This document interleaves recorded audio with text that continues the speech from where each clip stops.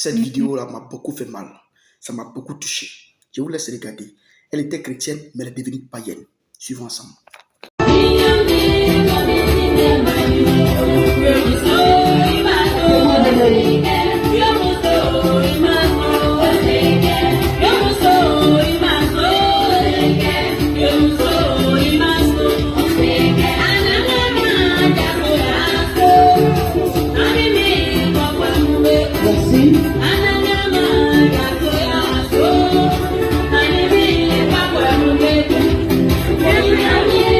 Je me présente, Nonakan Edith Siloué, et pour ceux qui m'ont connu les années précédentes, je me suis fait connaître ici sur la toile par des vidéos et des photos osées et dénudées au point où ma nudité a été perçue par bon nombre de personnes ici sur la toile.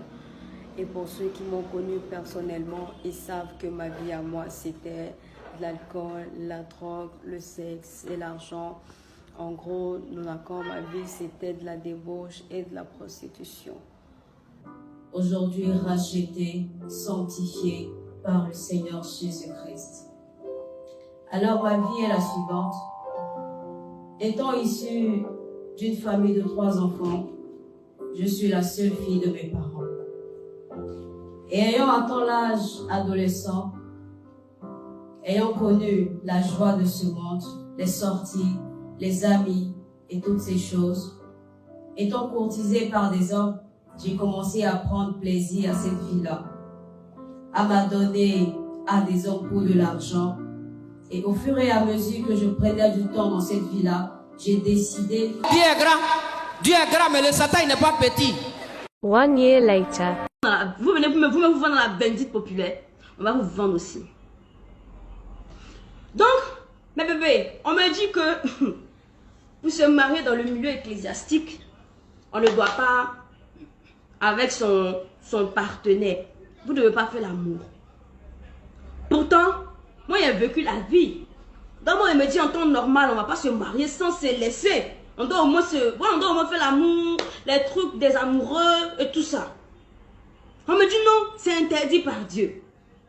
J'essaye, le gars résiste. J'essaye, le gars résiste. On me dit non, c'est pas possible. Tu peux pas le faire.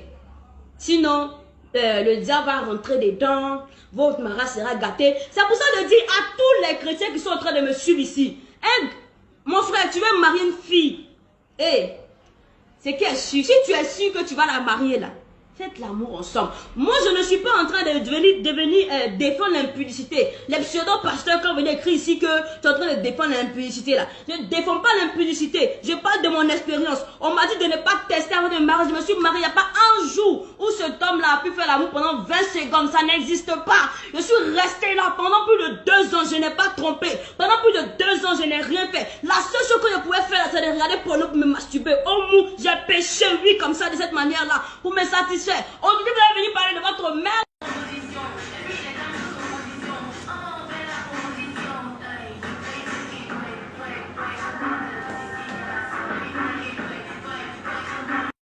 Tu parles beaucoup, mais plus trop quand c'est moi. Tu vas bouger la tête comme si c'était un jour.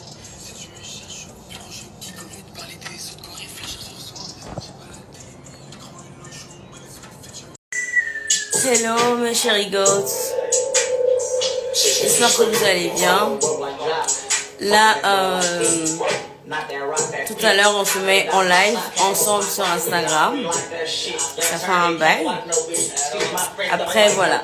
Également, je suis disponible pour toutes vos réservations concernant séances de massage et réservations rencontres et tous mes fans, voilà, qui sont prêts à payer leur appel vidéo show, leur pack photos et vidéos.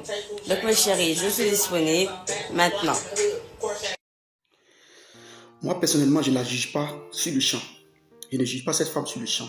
Mais je vais lancer un message à tous ceux qui se disent chrétiennes. Aujourd'hui, peut-être vous pouvez lui lancer les pierres. On peut dire vraiment, elle est tombée, machin, elle ne s'est pas cachée. Mais il y a déjà plusieurs chrétiennes qui sont déjà dans le monde, qui se cachent. Elles sont là, mais leur cœur est déjà éloigné. Elles aiment encore le monde, mais elles sont là. Elles ne sont pas plus mieux que ceux-là. Je préfère même qu'elle puisse s'afficher pour qu'on puisse savoir qu'elle est partie et prier Dieu pour qu'elle revienne. De là où elle est, ma prière, c'est qu'elle revienne dans la parole vraie. Ce que je vais ajouter ici, maintenant, la voici.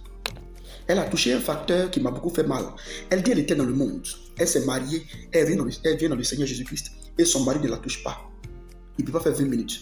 Vous voyez, il y a un lien que je vais mettre en bas sur la page d'une vidéo de la masturbation et du mensonge dans le mariage, des vérités qu'on ne dit pas, des couples qui n'arrivent pas à s'entendre et il y a des problèmes. Quand on est avec quelqu'un, qu'on vit avec quelqu'un et qu'on est marié, on doit se dire la vérité de son passé. Côté sexuel aussi, on doit parler. Qu'est-ce qui te fatigue? Qu'est-ce que tu as fait? Et comment t'aider à t'en sortir? Mais voilà, aujourd'hui elle sort et puis elle parle qu'elle est obligée de regarder des films pornographiques pour se masturber. Ça veut dire qu'elle n'est pas satisfaite. Le monsieur va se jouer les spirituels, les gens qui sont plus spirituels et autres. Mais la spiritualité ne veut pas dire qu'il ne faut pas coucher avec ton mari.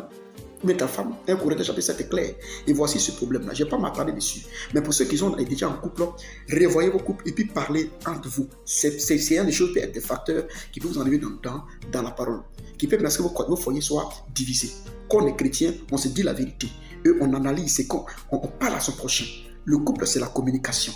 Le couple, c'est l'entente. Le couple, c'est le fait de dévoiler ce qui peut nous paraître bizarre et puis trouver des solutions.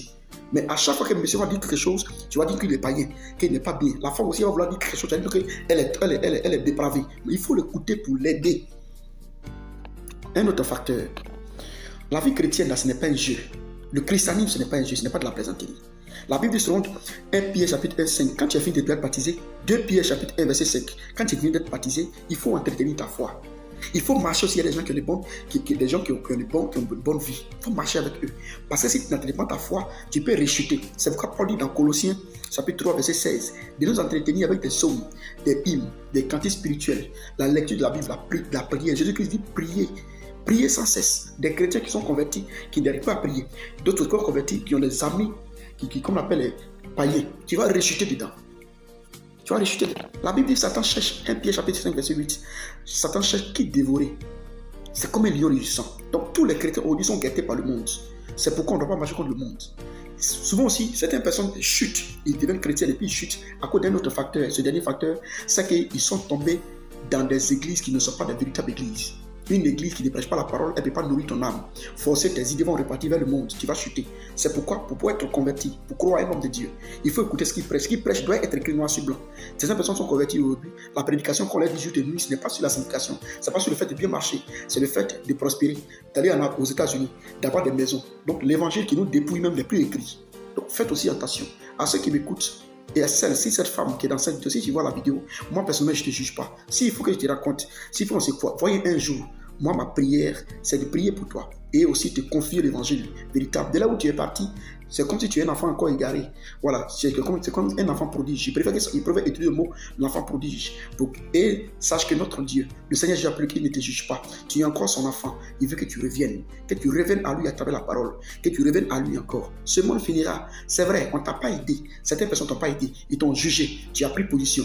Mais laisse-moi aussi te dire que le Seigneur Jésus ne te juge pas. Il t'aime encore et son amour est encore profond. Son sang encore coule pour toi. Il est préférable de revenir dans la parole. Je prie que ce message-là te touche et que tu reviennes dans la parole. Tu me diras, oh, moi c'est pas ceci, moi c'est pas cela. Il a déjà pris ma position. Je ne suis pas ce pasteur qui vient te juger. Je suis ton frère qui vient te dire, on peut chuter, on peut plus devoir chuter, mais il est préférable qu'on revienne. Si c'est quelqu'un qui t'a poussé à faire ceci, ou même qui a jugé tous les hommes de Dieu qui sont à droite, je te dis que le Seigneur Jésus-Christ, c'est le seul qui est ton maître, c'est lui qui t'aime. Il ne t'a pas considéré. Il a marché à des prostituées. C'est pas nous, ou bien c'est pas moi qui ai été. Voilà. Donc, reviens au Seigneur, reviens à la parole. Que notre Dieu te bénisse. Ma prière, c'est que tu viennes. À tous ceux qui nous regardent, prions pour qu'elle revienne. Parce que le Seigneur Jésus-Christ est vrai. On ne peut pas le goûter et puis le chuter. Que notre Dieu vous bénisse.